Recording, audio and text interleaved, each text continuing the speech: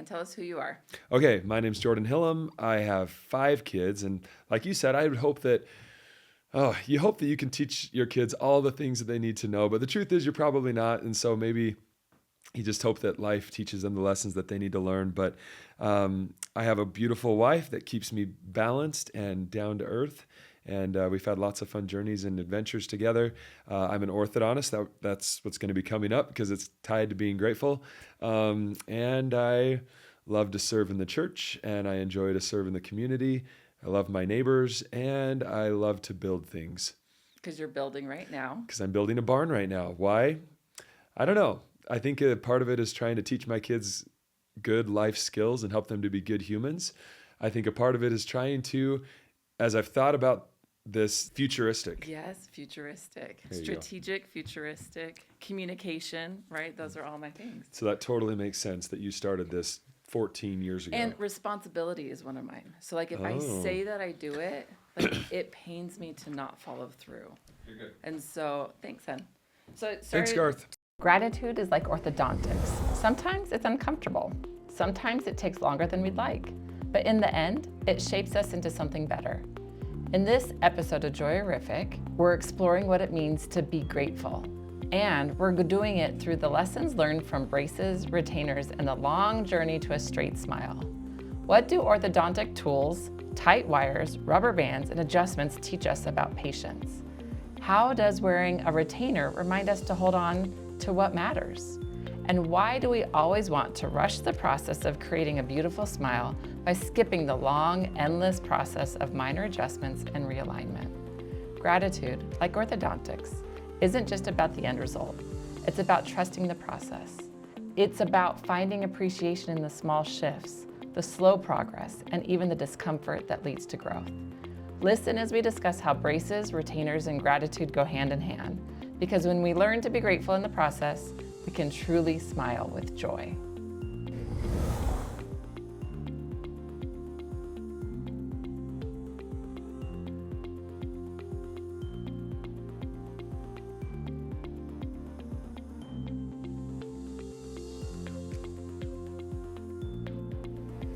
So started it way back then didn't do anything because we got a type 1 diabetic and we moved to Idaho and like life was crazy. So then I was raising all these kids. So it was a 10-year.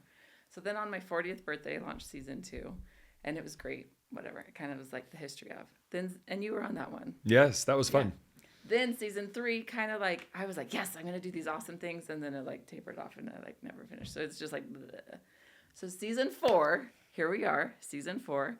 It is all about becoming, because I realized Ainsley and Gracie are going to be out of the house, like as of tomorrow. Oh my goodness, you're right. Yeah. Because you said it was 6 weeks? Yeah, 6 weeks in Boise, which depending on if it takes longer, if the session goes longer, she stays longer. Wow. So I was like freaking out. Like, I haven't taught him everything I'm supposed to teach him. Oh my gosh. And like, I'm out of time. So I was like, I'll record a podcast with my favorite people talking about the things I need them to know is important to becoming an adult and becoming the person that you need to become. So everybody has on this season, it's be and some word, which we kind of talked about. So yes. Matt Larson's be bored. Garth is be curious. We have like be light, be healed, be wounded, like all of these different be something words. Those are all a lot more flashy than mine. Oh, but yours is good. We can come up with whatever word you want to come up with. No, I like this word. Okay. I like it. So the word that you picked. Mine is be grateful.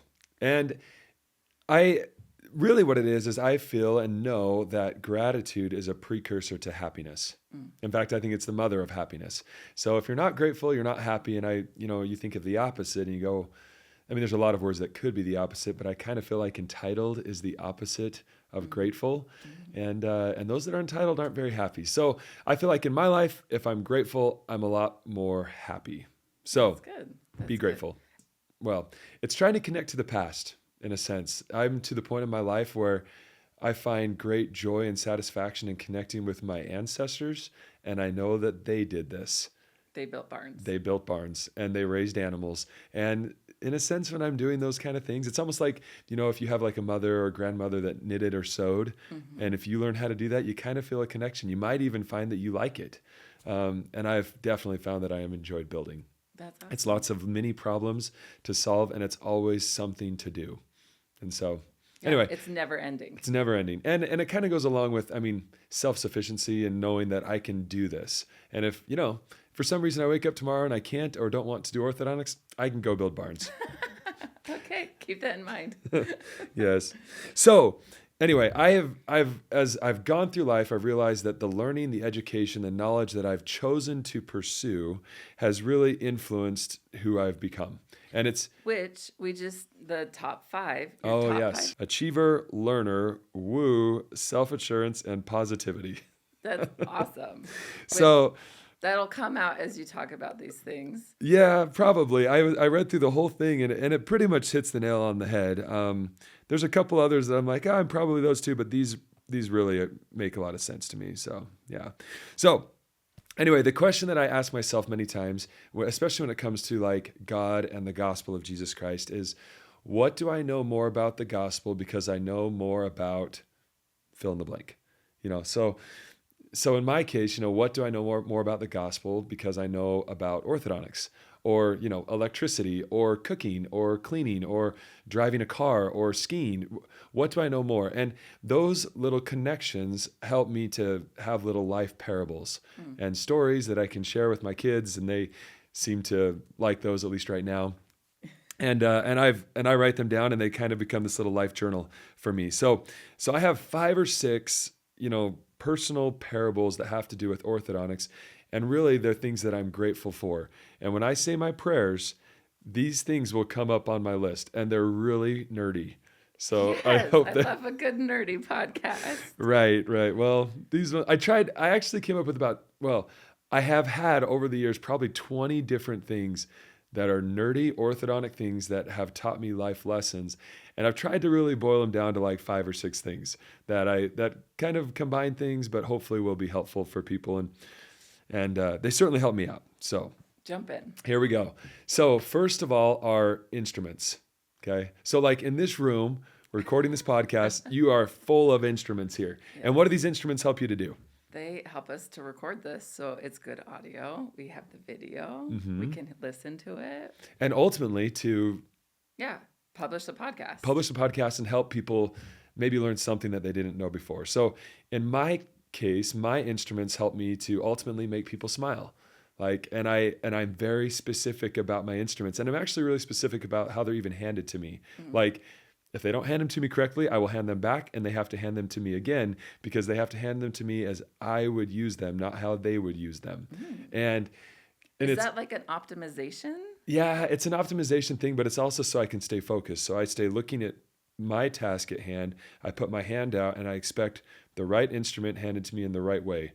And I'm really picky. And even to the point that and this sounds really funny, but like, for example, one time I was in a store and I needed to sign something physically with a pen. And so they handed me the pen and they handed it to me as they were using it, not how I was using it. And I was almost ready to hand it back to him to say, hey, could you hand that to me again? Because, but I didn't. I restrained and I flipped the pen and I signed my name on my own. It was really hard. But instruments are important to me because instruments help me to bring to pass great smiles. Okay. Wait, and I want to, before you go on, ahead. you train a lot. Yes. People that hand you the instruments. Yes. They have to train. They have to know what the instruments are. They have to know which ones I like. Because even though, it might be a 139 or, a 442, like those are different instruments that we use to accomplish things with wires. Not all of the 139s are the same. Some of them I like a lot more than others. And it's just because how they feel in my hand and what I can do with them and the end result that I can achieve with them. So instruments are super important to me. And as I've thought about instruments and how important they are to me in my life, there's a really cool story that I really would like to share because I think it's important. But essentially it's these missionaries, they journey into the wilderness and they fast and they pray, and it says this: they fasted and prayed much that the Lord would grant unto them a portion of His Spirit to go with them and abide with them, that they might be an instrument in the hands of God. To bring, if it were possible, their brethren to the knowledge of the truth.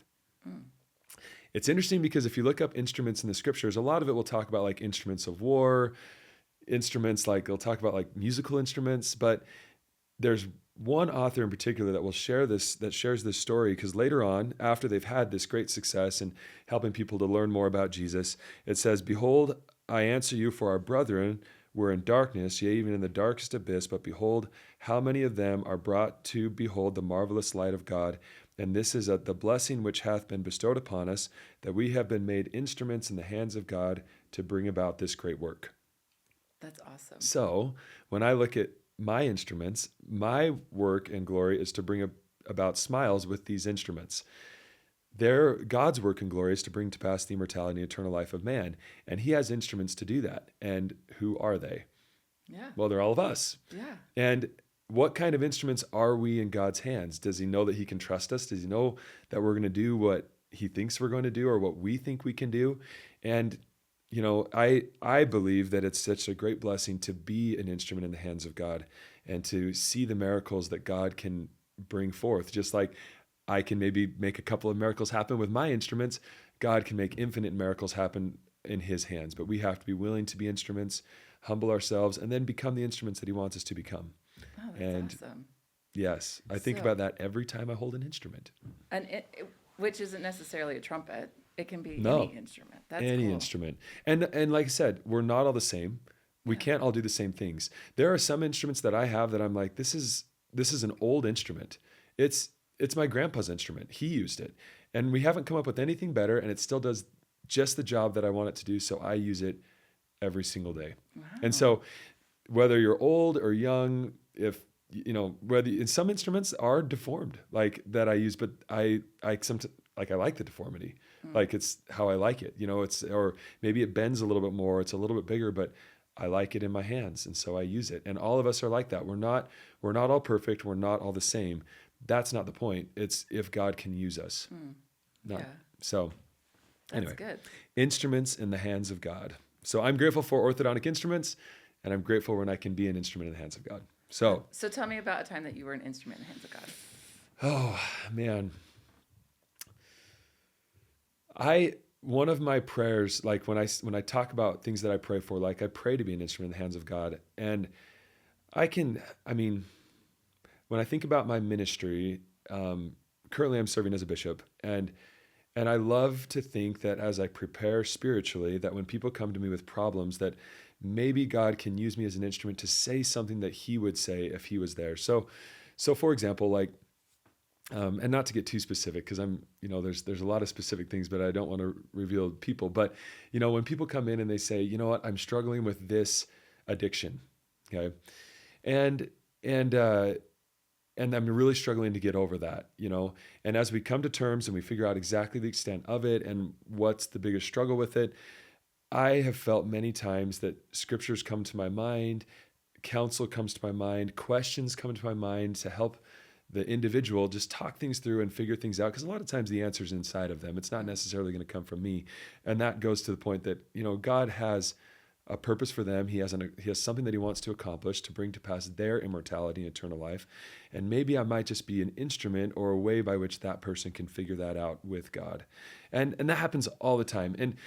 And specifically, almost every week I will talk to somebody about those kind of things. And so I went to a bishop one time. It was after I've had my fourth kid. Oh, yeah. And we were in Vegas, and the bishop happened to be my brother's best friend growing up. Oh. So I had known him since I was like 6 years old.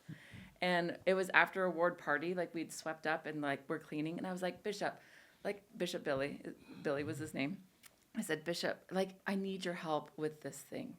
And it was a really short, brief conversation. But he like pulled out this scripture and said, and he was like, how about this? And like, let's talk about this. And he asked a couple of questions. It impacted me greatly. Mm-hmm. And years later, I was like, Billy, do you remember that time where you like changed my life? And he's like, no, I have no idea what you're talking about. I don't even remember telling you about that. And he was an instrument in God's hands. Like, that's really how it was. But that's a good point. Like, a lot of times we're instruments and we don't remember, like, as well, but someone else did. And that's most significant, right? That someone else was influenced, and really it was God who who made the miracle happen, and he deserves the praise and the increase for that thing that happened or that miracle. But we're just grateful to be an instrument, and hopefully we can continue to strive to be that for him, and then we can just see the miracles of God in our lives.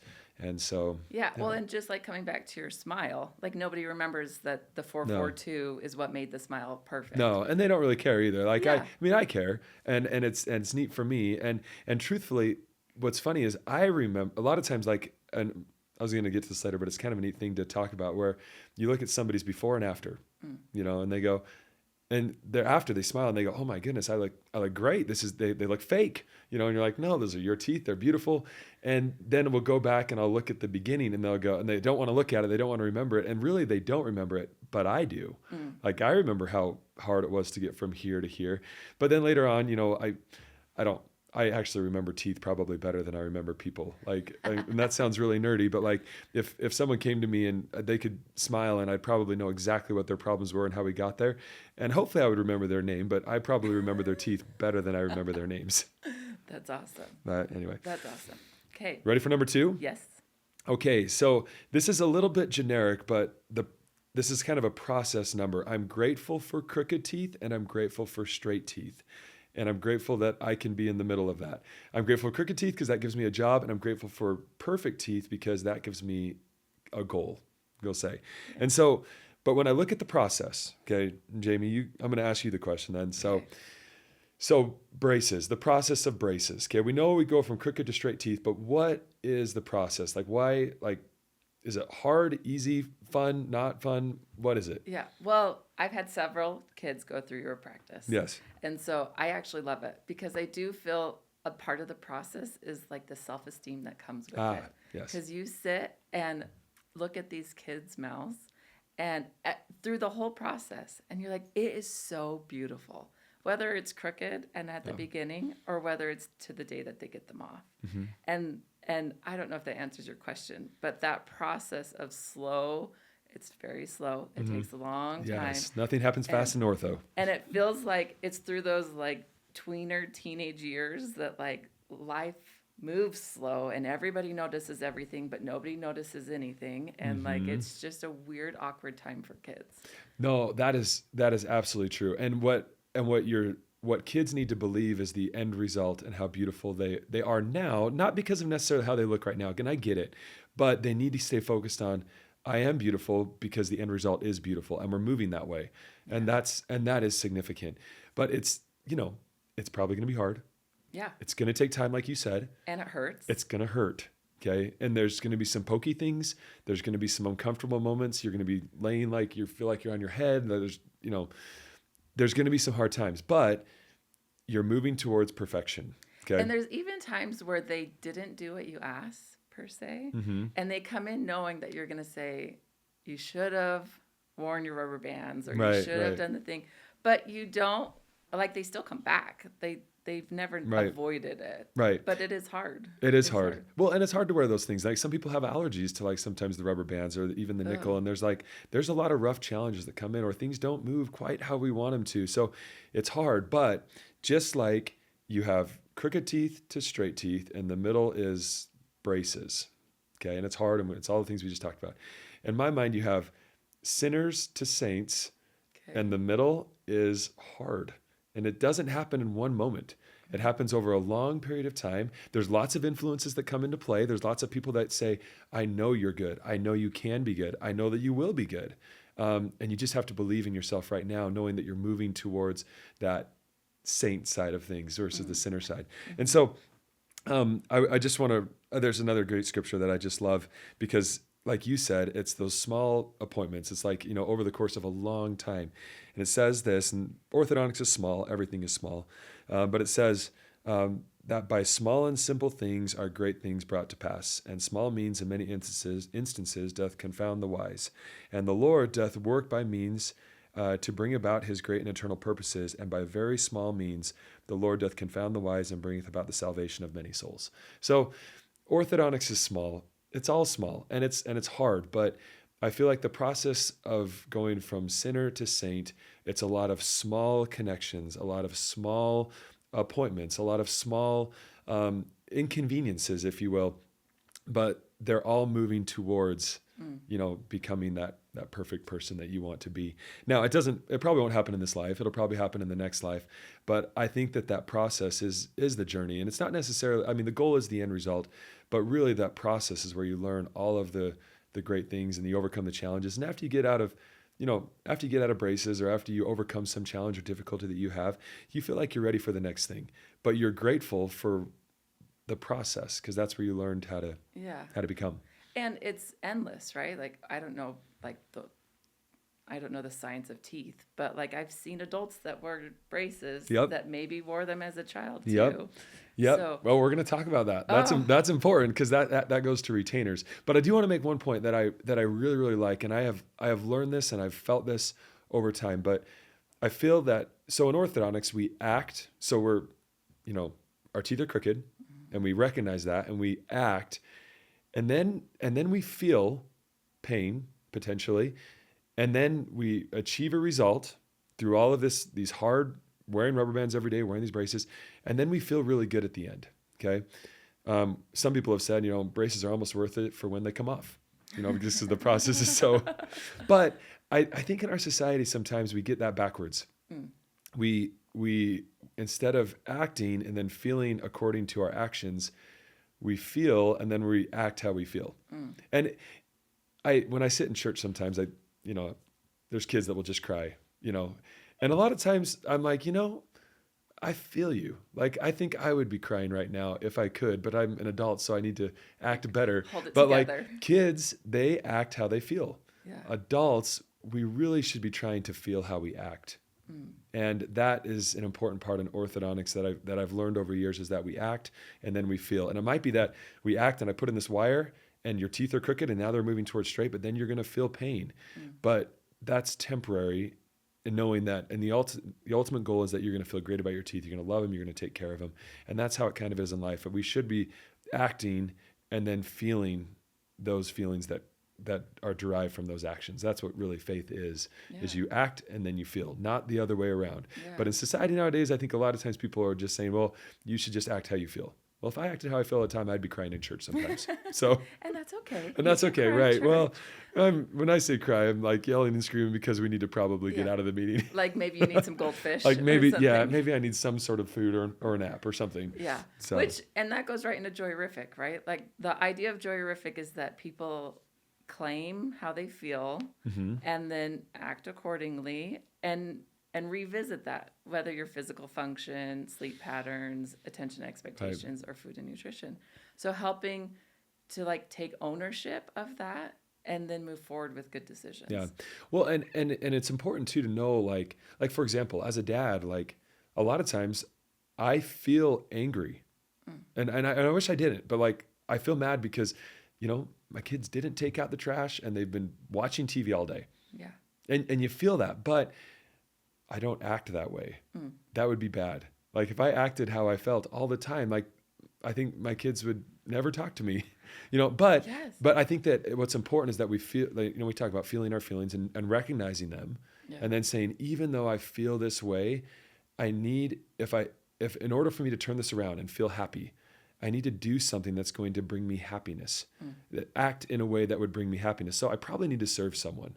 So I'm going to go do the dishes because I'm mad right now that nobody did them, but I'm going to act this way. And then I will feel better, not only because I accomplished something, but because I served someone that maybe they couldn't do that on their own. And maybe I don't know the circumstances as to why, but if I just act how I feel in that moment, no one's going to be happy. So it's really interesting because I do corporate training, right? And in the corporate world, that acting with anger is pretty like seems normal. I don't know. Like it rather than a boss like start crying, like that seems not as typically societal norms. True. And I wish that there was, and I hope, and that's part of Clifton's strengths is helping to bring to light. There's ways that you can do that, which is JOYrific too. Like everybody, you are the only one that moves your magnet. So the trash didn't get taken in and you want to yell at them. Like you can move your magnet and yell at the kids. But serving and being helpful, which is one of the things, is such an important part of helping to set the example to them to help change this like next generation so that they can see that it's okay to not just yell. And if you yell, that's like, you're okay too. And you can say sorry, but it's hard. Those things that we're saying are hard. Yep. It is hard, but I agree with everything you just said. And I feel like kind of going to the theme of all of these points is, realizing that I'm grateful that I have trash to take out. Yeah. Like, I think I love this story. When my daughter Ava she's probably 5 or 6, we were hiking and she fell and she scraped her legs, but she had pants on. And I think that she was trying to say, I'm grateful that I have pants, but it came out, I'm grateful I have knees. Oh, that's awesome. To scrape. And I thought about that and I went, she's grateful she has knees to scrape. It's true. If she didn't have knees, then she wouldn't be on this hike. Yeah. And so maybe instead of being mad at the world that she scraped her knees, that any of us scraped her knees, that we should just be grateful that we have knees to scrape. Yeah. And that's a very, different level. And so when I get mad, I really try to just be grateful for something. And I think it's probably because you're being very proactive. Yeah. You proactively have made that decision and have done things in your life that have said, when this happens, then I will do this instead. Yeah. It's not as instinctive. I don't know if the natural man is grateful. In fact, I know he's not. The natural man is ungrateful and a victim and probably entitled to things and just wants to, the world is their oyster, but I feel like that's a very sad existence. No one's going to like you if you're like You've made it this far. And if you're on your morning commute, this might be the perfect stopping point. If you got to go, have a great day. I totally understand. For those staying with us a little longer, I want to take a moment to let you know that every guest on this podcast is here for a reason. I always have a purpose when I invite someone to join me on the JOYrific podcast. And while we usually keep our conversation focused, we also love to linger longer. So if you're enjoying the discussion, stick around. At the end of this episode, you'll find an extended track where we continue the conversation, unfiltered, unhurried, and full of extra insights. Yeah. But my wife is actually probably the best at being grateful that I know. She writes notes. She has really taught our children to be grateful. So this may sound funny, but whenever we make food for our kids, my kids are always like, I'm just grateful that you made this food. And it makes us sound like we never make food, which we make it all the time, but they're always grateful because they know that if they're grateful, they'll get more of that thing. Yeah. So when we go on vacation, they're constantly grateful. I'm just so grateful to fly on this plane, or I'm grateful to go to this place and see this thing. And I love that about my kids because it makes me as a parent want to serve them more. That's a natural thing. So when we're grateful for something, we express that, we will get more of it. And I think that that's something you can teach. Yes. You can teach your kids to do that. Yeah. It's very easy. It's even for my, for my boys who are very little, that are very much cause and effect. And they, their emotions are on their sleeves. They want to win. But when they're grateful and they express that, and then we immediately praise that gratitude, they become grateful. I mean, it's something that they become, and it's I think it's not difficult to teach, but I do think, like you said, it's intentional and practice. Yes, and practice. Yeah, over and over again, every day. Yeah. Every day, be grateful. Okay, number 3. You ready for it? Yes. Retainers. Okay, yeah, okay. So they did this study and they found that less than 5% of patients wear their removable retainers after 2 years. And I know that to be true, okay, especially with adults, okay? And when I was in residency, probably twice a month, I'd have a student come in, and this was the conversation. My teeth have gone crooked, and I'd say, do you have your retainers? And they'd say, well, I do, but they don't fit anymore. And I say, well, why don't they fit anymore? And they say, well, I wore them really good when I was at home, but then once I left my house and I went to college, I left them out and I didn't really see any changes, and there was always some big events. Like I'm getting married, I'm graduating, I've got a big internship, I've got a big job thing, and I smiled and realized that this tooth is crooked or that my teeth were crooked, and I tried to fit my retainer and it doesn't fit. And then it's a tough conversation because nobody's happy at that point. Mom and dad aren't happy because they're like, we paid for this. Kids not happy because they're like, I need this to be straight for these pictures or whatever. And orthodontists isn't happy because they're like, well, my work is not there.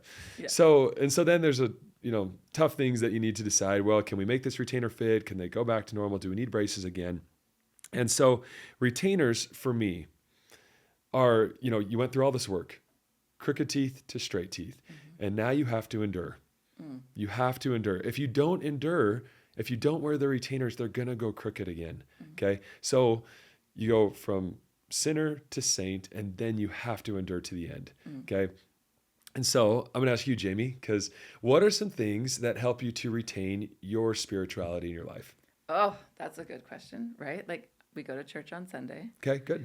and we read scriptures. Great. Like ideals aren't always there, but we have them. We watch Bluey every night as a I family. love Bluey. That's entertaining on all levels. Yes, so Kids and many adults. good gospel lessons in there. Great gospel lessons. And sometimes it's easier to watch Bluey than sit down and read scriptures.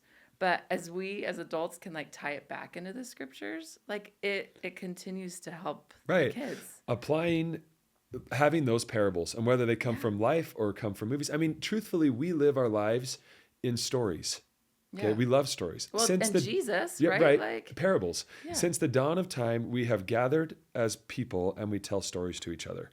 And we tell those stories to preserve knowledge, but to also instill values and to help us to retain who we are and become better. Okay. Retain. I like how you put that in there. Retainers, yes. Retainers. So like you said, I mean, church, scriptures, prayers, the sacrament, going to the temple, like those things help me to retain where I'm at spiritually and hopefully help me to improve, because you kind of get to a certain point where it's like you may not see the big changes. You look at somebody who you talk to and maybe they have an addiction to drugs and they really want to get over it, and you help them to get over that. But if they don't do these things to help prevent slipping, they're going to slip. Yeah. And just like teeth, they're probably not going to just be straight on their own. They're probably going to slip. So you've got to be good at the retainers in order to, stay where you're at. And it's a lot better to maintain where you're at in a good place than it is to have to fix it. Yeah. So like, for example, my mother-in-law, I remember when I got done with residency, she came to me and she says, my teeth used to be perfectly straight and now they're crooked. And I was like, yeah, they are crooked. So we put braces on her, and 17 months later, she had beautiful teeth and everything's reset. And she had shown me pictures of when she was in high school, and I'm like, yeah, they were perfectly straight. I don't know what happened here, but that's kind of the tendency that it goes that direction. Now she wears retainers and she's awesome. I was looking at my wife after I took my mother-in-law's braces off. And by the way, like that was a stressful time for my mother and I's relationship. Like, just because every time she talked to me, she's like, when am I getting these off? I'm like, well, I have to look at you. So like, if I'm going to fix this, you got to like be in it for the long haul. She was great. But I looked at my wife and I realized that her teeth were starting to go crooked in the same ways. The same teeth were turning as they were in my mother-in-law. And I was like, look, if we put them on right now, I can fix them up and it's going to be a lot quicker and a lot easier and it'll be great. And 8 months later, she was done.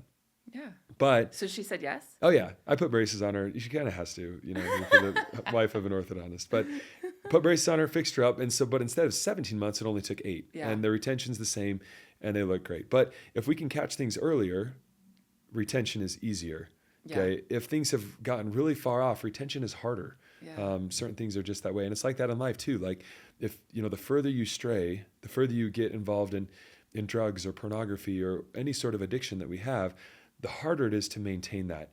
And you have to really fight against it more the further off that you are. Just like with crooked teeth and straight teeth, so it is with, different things that we have in life and getting them better. Yeah. So another thing that we do is Garth and I jump really deep into our callings. Ah, yeah. And like, you don't have to, right? Like people can do whatever they want at whatever level of calling that they get in the church. Mm-hmm.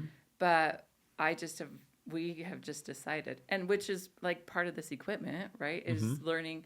And we know that it will then bless us in other ways. And I think if we can help to remember that, like God wants to bless us. Yeah. So if we can figure out ways that we can continue to do the things, He will bless us. He will like make us straight again, or like the teeth and retainer. I love what you said there. I mean, you're really talking about magnifying your calling, and it does not matter. It truly doesn't. Mm-hmm. Like where we're called to serve, it doesn't matter as long as we magnify it. So I read a story that I love. It's by Clay Christiansen. He wrote The Power of Everyday Missionaries. And he wrote this story about how he was giving the calling to bring sacrament bread. That was his calling. And, on the surface, you could say, well, that's easy. That's $3 or $4 for a loaf of bread, and you bring it to church every week. And it's true that many people might just do that, but he took it to a different level. He thought, well, I want to have great bread then for sacraments. So he was like, I want to make the bread. So then he went and he learned how to make bread. And he didn't just learn from anybody. He found people in around his area that maybe he hadn't seen in a while, that didn't come to church very much. And he asked them for their very best recipes. And then he went over to their house and he learned how to make this bread and developed a relationship to them. Pretty soon they're, coming back to church, making better decisions, in their lives. And he now knows how to make bread and everybody gets to enjoy that. So you take something that may seem like an insignificant calling or an insignificant job. Yeah. And he made it into something really consecrated, not only to him, but to everybody. And I love that. So it really doesn't matter where you're called to serve. If you magnify that calling, it's going to be awesome. Yeah. So very good. Ready for actually, I got to finish with one scripture because I love this scripture, and I just love it. It says, "And now, my beloved brethren, after ye have gotten onto this straight and narrow path," and, an orthodontic straight and narrow, that would be a really good title or a really good, subtext of your business. Right, staying on the straight and narrow. "I would ask, is all done? Behold, I say unto you, nay." And he didn't put retainers, but "For ye have not come to this, save it were by the word of Christ, with unshaken faith in him, relying wholly upon the merits of him who is mighty to save. Wherefore ye must press forward with a steadfastness in Christ, having a perfect brightness of hope, and a love of God and of all men. Wherefore, if ye shall press forward, feasting upon the word of Christ, and endure to the end, behold, thus saith the Father, ye shall have eternal life." So you have to retain it. You have to endure. You can't just say this is one and done and now I'm good. You have to retain it. Yeah. Okay, so I have a question for you. Sure. What do you do with your kids? And maybe this is kids in a general sense of humans, because it may not be your kids yet, that aren't retaining. Right. How do you do that? How do you approach that? Because that's hard. Those are hard conversations to have. Really hard. And I tell this to my kids all the time, but the short answer is you just love them. You love them because you're their parent. And there's nothing, literally, and I've said this to my kids, and not so many words, but the truth is there's nothing that they can do, nothing, that will make me not love them. Now, I may not like them. They may make... You may not understand them. I may not understand them. If Daniel decides to go drifting with his car and run into the side of the house, I still love him to pieces. I don't like that decision, but I think when it comes to retaining, that really is such a personal decision and something that you can't force somebody to do. Parents can't force their kids to wear retainers. You can't. And ultimately it's their decision. They have to choose to brush their own teeth. They have to choose to wear retainers. And so taking that personal responsibility on and saying, I value and love this aspect about me enough to retain it. I value, my health. And so therefore I'm going to eat healthy and I'm going to exercise. I'm going to do the things that would help me to retain my health.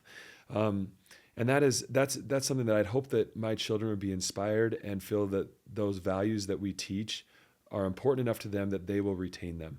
My son, Andrew, who's my youngest, and I feel really bad about this. This is a confession of mine, but I am a dentist and I'm really good at teaching my kids how to brush their teeth, but they are not good at retaining that knowledge. Okay. And so I can tell them all day long, go and brush your teeth before you go to bed. And then I'll go down, and this is really nerdy, but I will go right by their faces and I will smell their breath. And I know they haven't brushed their teeth, but I don't wake them up to go make them brush their teeth anymore. I used to. Then I realized my day was a lot worse if I didn't do that. But I was with my youngest son, Andrew, and I was looking at his teeth. I'm like, Andrew, you have a cavity. And he's like, I have a what? I'm like, you have a cavity. You have a hole in your tooth. And he's like, well, how did I get that? I'm like, well, you haven't been brushing your teeth very well. You got a cavity last night. No. Cavities actually take years to form. So it really was years of neglect from me as a parent. And I am the one and I can't blame that on anyone else. I am the dentist and I am the parent. It's not my wife's fault. It's my fault. So I said, well, we've got to brush better, but we're going to have to fix this tooth. Since we had that conversation, every single night, he comes to me with his toothbrush and his floss, and he makes me do it.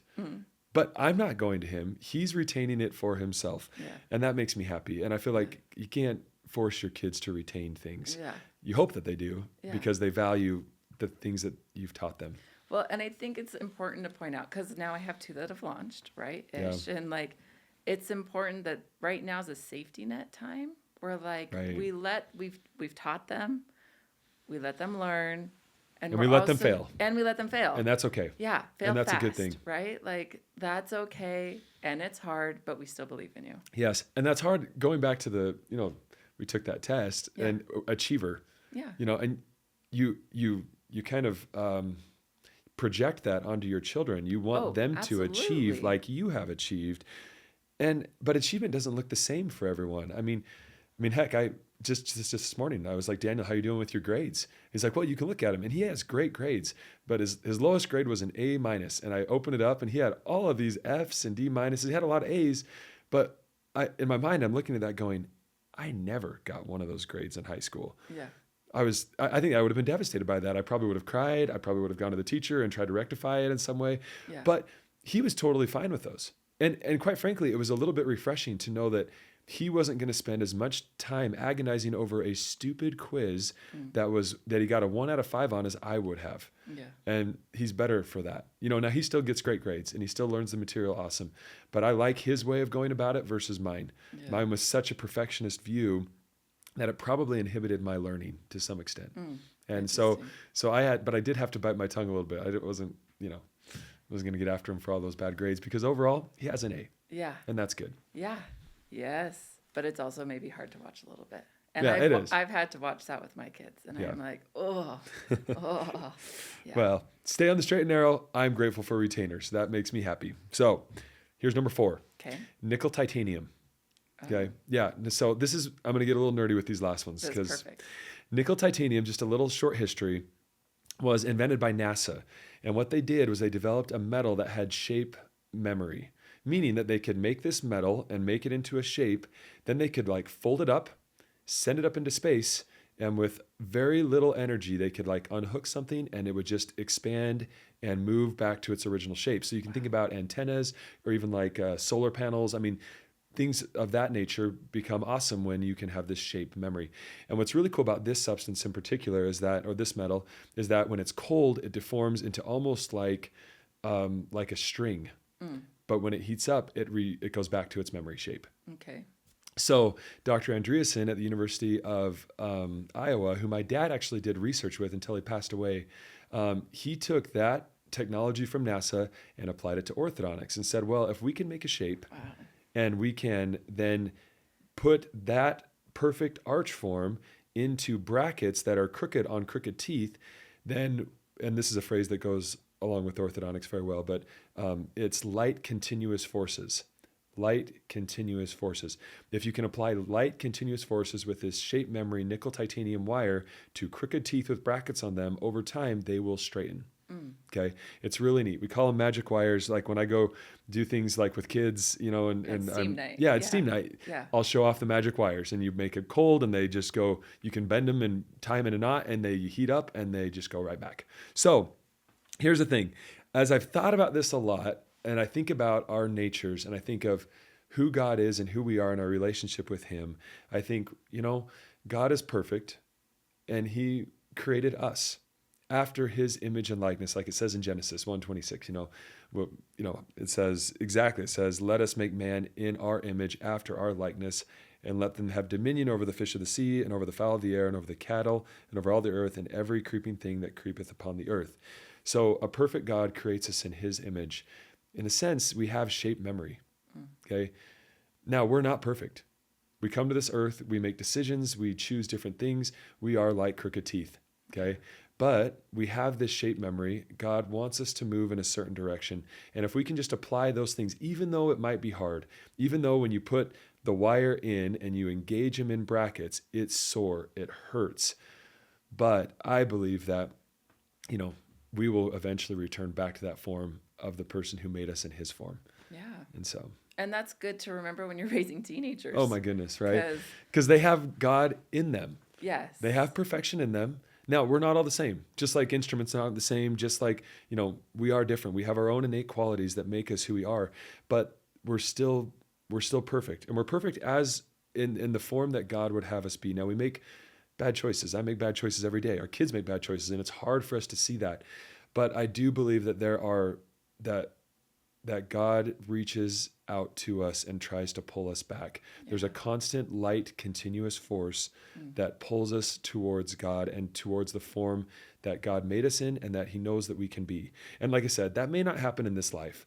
It might be that some people are born with more straight teeth, so they don't need as much braces. They may not need braces at all, in my humble opinion. But all of us can improve. We can be going in a certain direction, and whether we accomplish perfection this life or the next, it will happen. Yeah. As long as we engage, just like we engage wires into brackets, if we engage with God, we will move towards Him. Yeah.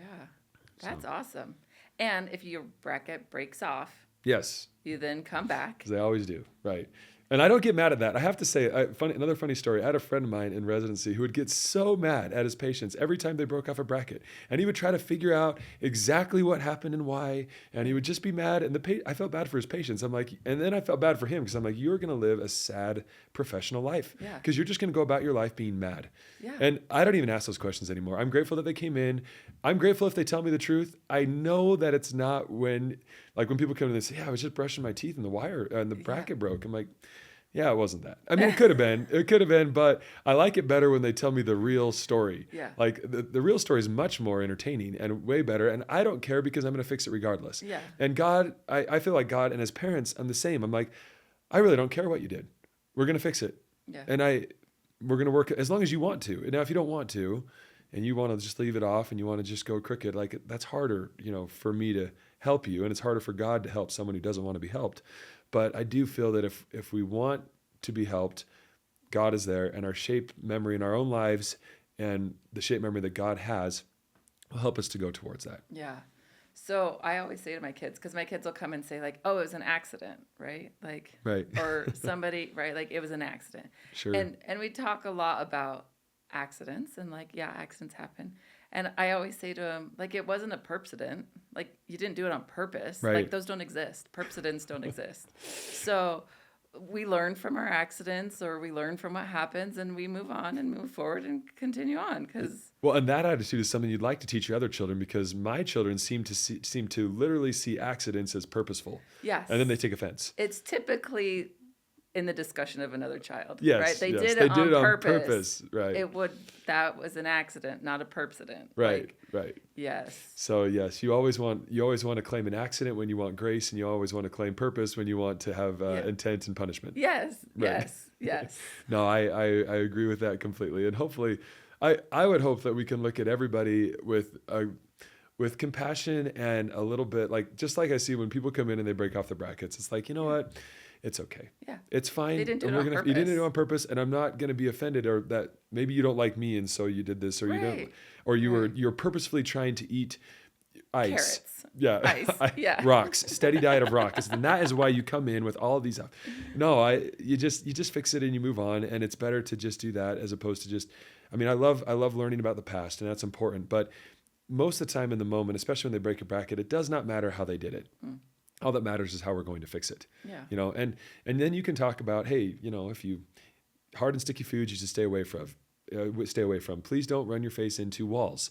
Please don't get hit by balls in the face. But things are going to happen. Life happens. Life happens, Yeah. and you just fix it, and you don't get mad about life. Right. Or else you're going to spend your whole life mad Yeah. and angry, and you don't want to do that. That's not fun, and that's not being very grateful. So, I'm grateful for that. Okay, number 5. Okay, I have here finishing and detailing. Okay. Now, this might sound funny, but so we have a wire progression. Nickel titanium is what we use for probably half of treatment, where we're just getting things straight, getting things in the ballpark. But then you get to a point where you are fine tuning, where you have to get a stainless steel wire in there that's pretty thick, and you have to look at the teeth, and you have to use your instruments to bend little steps to make them perfect. Now, this is kind of becoming a lost art, and my dad always says this, and I love the phrase. He says, detailing separates the men from the boys. Okay, you can get pretty close with just nickel titanium wires, but to make it perfect, you've got to get into stainless steel, and you have to detail it. In our own lives, we get to this point where we're enduring, to the end. Mm-hmm. But the truth is that's. And if you kind of make a little analogy, that's kind of like the end where you're detailing. You're making small movements. They don't hurt as much, but they are important. And it's important that we take time and that we value that even when other people don't see it. Okay. So as an orthodontist, I know that, this mom that's looking probably thinks that their kids' teeth are perfectly straight. Yeah. We're ready to be done. We're ready to be done. And they're ready to be done. But I'm not ready to be done because I know that they're not perfect just yet. They need to be detailed, and that might take months. Yeah. And they have to be patient with me, and I know it's hard, but you're just trying to make them perfect. And so I feel like that is, to me, that's kind of the integrity that we have in our own lives. And it's the integrity that I have in my profession. It's to say, well, I know that it's wrong. And in order for me to sleep well at night, I have to make this perfect, or at least strive to. And in my own life, there's a lot of things that I do that, someone might look at and they go, oh, well, that's not very bad, or that's fine. You can just skim over that. But it's important to me. And I have to have integrity enough to say that even when someone's not looking at me, I need to make the right decision. Even though I know, and it can be something as small as, maybe you want something and maybe you're like, well, I could just take that. I'm sure nobody would mind if I took this piece of candy, but you have to have integrity enough to say, you know what, I know, and God knows, and I need to just not do that. I need to be a better person. Yeah. And I think that finishing and detailing, those fine tuning things in our lives make a big impact. And I think that they're important to focus on. So how do you do it in your life? Lots of goals, and lots of, self-help books that have high recidivism rates.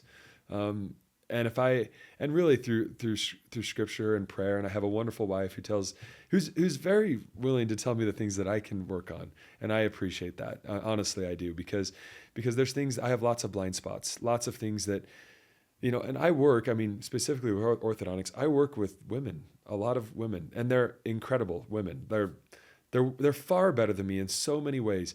And they are very much willing to tell me if my shirt's untucked or if I didn't, do something that I needed to do, or if I needed to wash my hands, or if I touched somewhere with a glove that I shouldn't have touched. And I'm grateful, and I can improve in those ways. Which probably is part of your training. Oh, that yes. They are the way that they are because of the training that you've also provided. I train them, and then they train me. Yeah. And they go, you told me not to do that. You're right. You're absolutely right. I'm going to do better.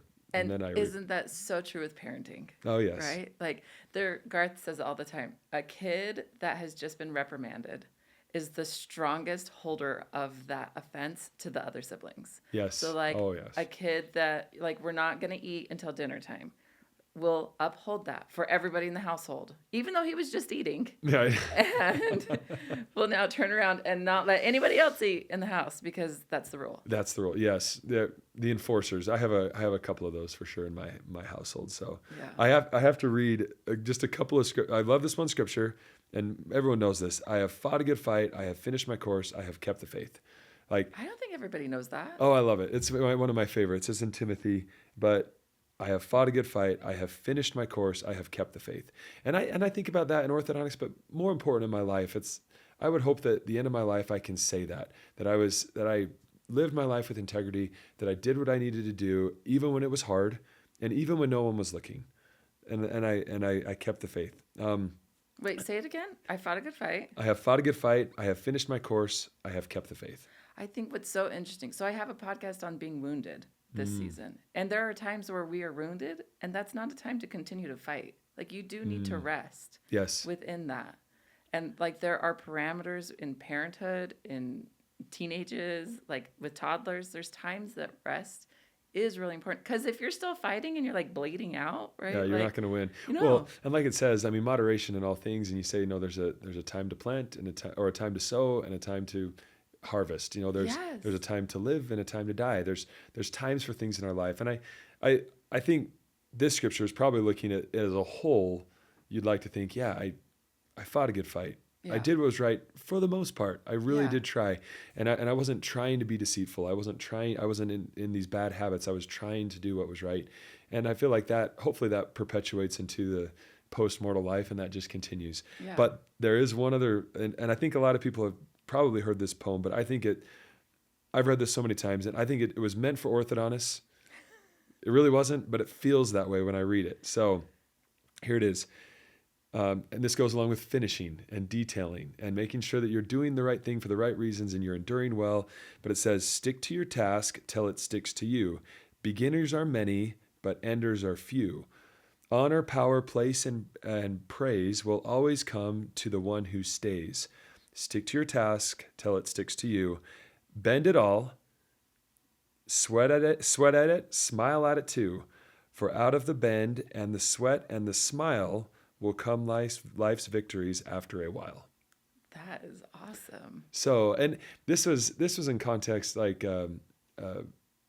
Thomas S. Monson gave a talk where he talked about finishers wanted. And he talked about, beginners are many, but finishers are few.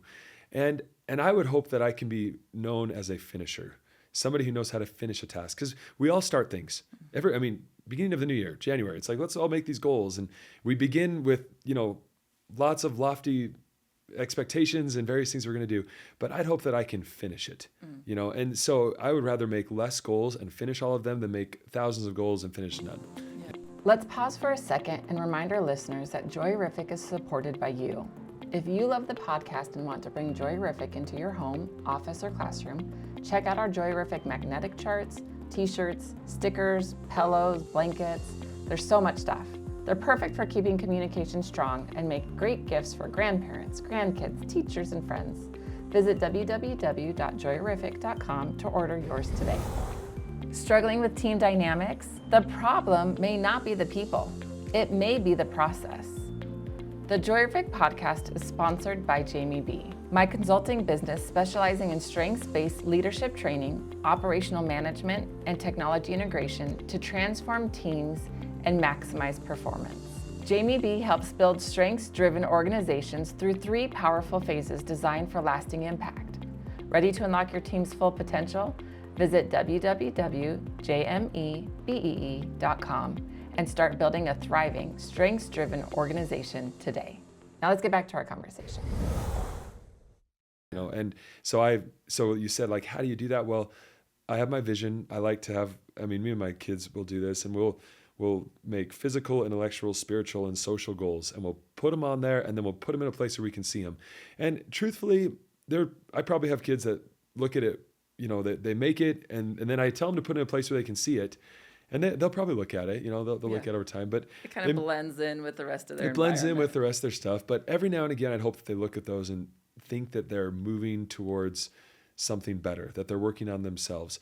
Most people have things that they're good at, or they've made goals to be a better student or a better athlete. But I'd hope that these goals are to become a better person. And those are harder to set in today's society. You have to have, goals, standards that goes along with orthodontics. You've got to say, this is, class 1, perfect. You have to move towards that. And goals are just a mechanism by which we do that. You say, this is what an ideal person would be like. Honesty should be valued in society. What's a good person look like in our society? And I think that's a question that we don't ask enough. If you think that everything is arbitrary and that all people are good, I believe that all people can be good. I don't believe that all people are good, but I do believe that there are ways that we can all become good. But you do have to be diligent and purposeful about your life, and you have to sit down and look at it. And sit down in a chair and look at it from a bird's eye view and say, well, what am I doing good? What am I doing bad? What can I improve upon? And if you don't know, there's plenty of tests out there that you can take that can help you. When I read the scriptures, I think of lots of things that I could do better. Yeah. That's and I love that. And so those things are good. You need to be able to finish. Yeah. So what do you tell a kid, maybe a young adult, maybe one of my kids, when they're really struggling and it's not going any way that they thought it was going? Well, that reminds me of a story where this, and I can't remember exactly, but basically they set up this, ladder, and they were all ready to go and everything, and then they realized that they had the ladder on the wrong wall. I think I read it. I think it's in 7 Habits of Highly Effective People, but I can't be certain on that. But I think you have to be, passionate about what you're doing, and you have to set your ladders up on the right walls. I think that people that struggle to finish is because they're just on the wrong wall. And maybe that wall is an important wall, but maybe it's out of order, that maybe they need to accomplish this thing first before that thing is going to be valuable. But you've got to find what makes you happy and what you're passionate about, and focus on that. And I think that if you love the things that you're working on, you will finish them. If you don't love it, you're probably not going to finish it as well. Or if you don't love the process, or you're up the wrong wall, or maybe you're climbing the wrong tree, you're not in the right forest. You've got to find out where you need to be, and then thrive in that area. And so I think that kids that maybe struggle to finish things, it's probably because they don't love it.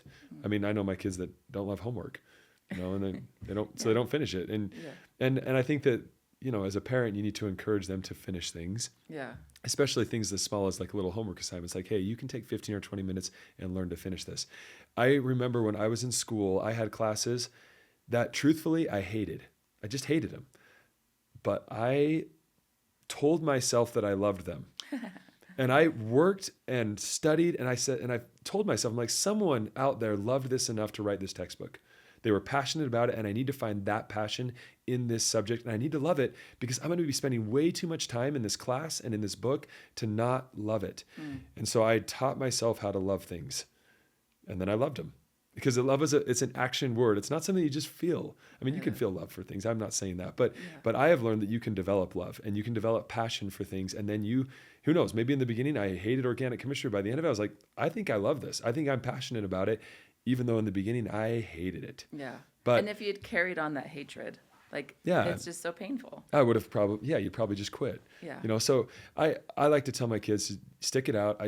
I don't let them quit at things. I mean, when I say let them, I mean, I encourage them until they make the right decision. My brother says, you don't always make the best decision, but when you're around me, you make better decisions. Right. I tell people that all the time, especially in my practice. I'm like, if you listen to your parents, you'll turn out better. If you listen to the people who love you the most, you will turn out better. If you listen to people who don't really care about you too much, like maybe your friends in high school, you may not turn out as well. But I think it's important to listen to good voices, people who care about you. And I do feel like it's important to develop the skills to finish and to finish tasks that you start, even if they're small. But I think that that's built. It's not something that you can do right away. You've got to start with that little homework assignment. You've got to start by, as parents, we'd probably be frustrated if our kids went out and mowed the lawn and they got halfway done and just quit. Oh, it was too hard and I was sweating and I'm like, well, you can take a break, but you're going to go finish. Yeah. Like you've got to finish. That's important for you to finish. And it might not look like I would make it look, but the principle of finishing, starting and finishing, setting a goal, accomplishing the goal, that's a task in life, and it's applicable across all fields. And you've just got to learn that skill. And how does gratitude play into that? Good question. I think that to me, I set my goals based on the things that I'm grateful for. Okay. I am grateful for my health. So I'm going to appreciate it, and I'm going to set goals accordingly to maintain that. Okay. I'm grateful for my profession. So I'm going to learn as much as I can to, serve my patients. And so I feel like you need to establish that baseline of gratitude so that you can be motivated and inspired to finish. Because if you're not grateful for something, you're not going to take care of it. If you're not grateful for your teeth, you're not going to brush them. If you're not grateful for your teeth, you're not going to wear your retainers at nighttime. If you're not grateful for your health, then you're not going to be, you're not going to do what you need to do to be healthy. I'm not saying that I would ever write this book, but I think if I had a title for a book, and this goes against the qualities that I just went with the test and everything, but I think I would write The Power of Low Expectations. Oh. That'd be a title. Or The Power of No Expectations. And the only reason for that title is because when you have no expectations, you are grateful for everything. If you expect to be healthy and you wake up tomorrow and you're healthy, then you're not grateful for your health, but the people that are most grateful for their health are the ones who are sick or who have been sick. Yeah. When you have been throwing up for a week and then you wake up and you're not throwing up anymore, how grateful are you for your health? Yeah. But if you haven't thrown up in years, you're not grateful to not throw up. Yeah. That's like the whole thing. Like we're not grateful for planes that land safely. Yeah. When on my mission, I served on this little island called Madeira, and I love this because there were special pilots that could land on this thing, and so many planes had tried to stop, and the runway was like built off into the ocean, and they would try to stop, and they would many times fall into the ocean, and bad deal. So to this day, if you fly to the island of Madeira, when you land safely, everybody claps for the pilot. And the pilot, I don't know, should come out and give a bow, but they, and I think back in the day, they'd come out just sweaty because they're just so nervous and they made it. But we're not grateful necessarily for a plane that lands safely, but we probably should be. Yeah. So I think that when we're grateful for things that happen in our lives, and because we don't really have maybe preconceived notions or expectations, life is just better. Like when I go on vacation and I have low expectations, anything we do is great, but if I have really high expectations and we're supposed to do all these things and accomplish all this stuff, I might come home unhappy. Yeah. So low expectations, but really it's being grateful for the things that happen to you and not expecting anything, because that's an entitlement thing. And once again, going back to the beginning, to me, in my mind, the opposite of gratitude is entitlement. So if we just feel that we're entitled to things, we're never going to be grateful for them. So I set my goals according to the things that I am grateful for, hoping to improve in those areas and at a minimum maintain them. And it's very common for my kids to say something that they're grateful for. And I'm grateful for this, or my highlight of the day was the teacher who taught this. It was a really fun lesson. It was great. And that's them expressing gratitude, but looking at their lives and going, what has gone well? And really what they're saying is, what am I grateful for? I'm grateful for that teacher. I'm grateful for the car that now works, that was going to the right and was rumbling, but Dad got me. In fact, just before we started this podcast, I got a text from my oldest son saying, Dad, thanks for getting new tires on my car. Now, how did he know that? Probably because my wife told him, and that makes me proud. I mean, regardless of the car tires, I'm more grateful that my son heard that there were new tires on his car, and then took the time to text me to say thank you. Yeah. And that's him showing gratitude, and that helps me to feel like he's on the right path. He's not entitled to the car. And I told him the car's not his, it's my car. He gets to use my car. Yeah. His phone is not his phone, it's my phone. You get to use it. Yes. Until later on, you can take ownership of that. But yes, I think it's this is a cliche, but it's true. It's an attitude of gratitude. You live your life in thanks and thanksgiving. When we pray as a family, we are thankful, and we're thankful first, and then we ask. And hopefully our list of gratitude things are greater than our list of asking things. But I think that order is important because it helps us to stay away from pride and stay away from that natural man tendency to be entitled and to think that we did it and that we own it and it's ours and all the things. No, we're grateful, and everything that we have really does come from God ultimately. And if we can recognize that in our lives, we'll be happier. Thank you for coming on this, Jordan. Oh, you're awesome. Well, I hope that it wasn't too, like I said, I tried to make things that were not too nerdy. Just to throw out there, I had periodontal ligament, I had, impacted canines, I had, proprioceptors. I have a whole list of things, probably about 20 things. I'm like, I think these ones are probably the best. Oh, they're not. Well, I think we need bad. track 2 then, and we'll No. extend it out on the super nerdy items. I'd love to linger longer. So if you're enjoying the discussion, stick around. You'll find an extended track where we continue the conversation, unfiltered, unhurried, and full of extra insights.